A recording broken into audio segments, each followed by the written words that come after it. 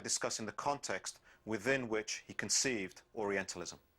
Well, my interest in Orientalism began for two reasons. One was an immediate thing, that is to say, the Arab-Israeli War of 1973, which had been preceded by a lot of images and discussions in the media and the popular press, about how the Arabs are cowardly and they don't know how to fight and they're, always going to be beaten because they're not modern. And then everybody was very surprised when the Egyptian army crossed the canal in early October of 1973 and demonstrated that, like anybody else, they could fight. So that was one immediate impulse. And the second one, which has a much longer history in my own life, was the constant sort of disparity I felt between what my experience of being an Arab was and the representations of that one saw in art. I mean, I'm talking about very great artists, like Delacroix and Ingres and Gérôme and people like that, novelists who wrote about the Orient, like Disraeli or Flaubert. And, the fact that those representations of the Orient had very little to do with what I knew about my own background in life. So I decided to write the history of that.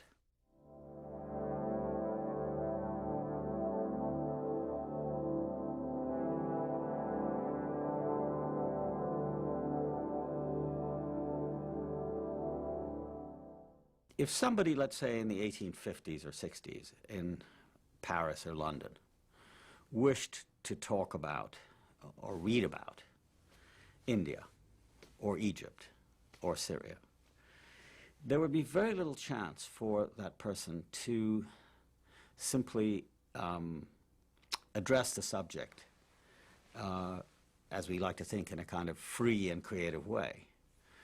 A great deal of writing had gone before. And this writing was an organized form of writing, like an organized science, what I've called Orientalism.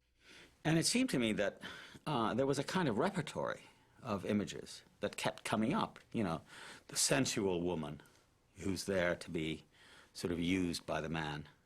The East is a kind of mysterious place full of secrets and monsters. The marvels of the East was a phrase that was used. And the more I looked, the more I saw that this was really quite consistent with itself. It had very little to do with people who had actually been there. And even if they had been there, there wasn't much modification. In other words, you didn't get what you could call realistic representations of the Orient, either in literature or in painting or in music or any of the arts. And this extended even further into descriptions of the Arabs by experts, people who had studied them. And I noticed that even in the 20th century, some of the same images that you found in the 19th century amongst scholars like Edward William Lane, who wrote his book on the modern Egyptians in the early 1830s.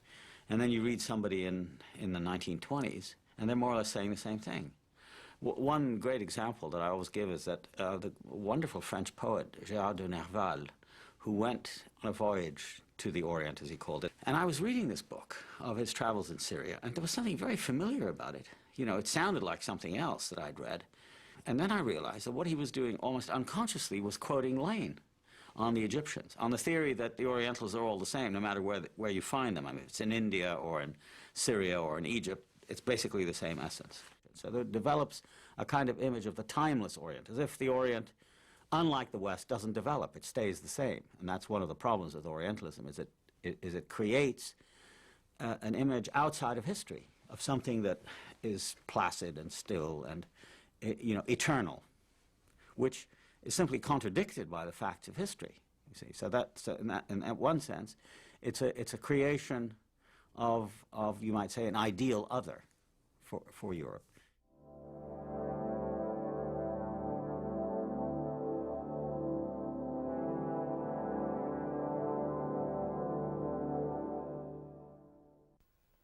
Professor Said's analysis of Orientalism isn't just a description of its content, but a sustained argument for why it looks the way it does.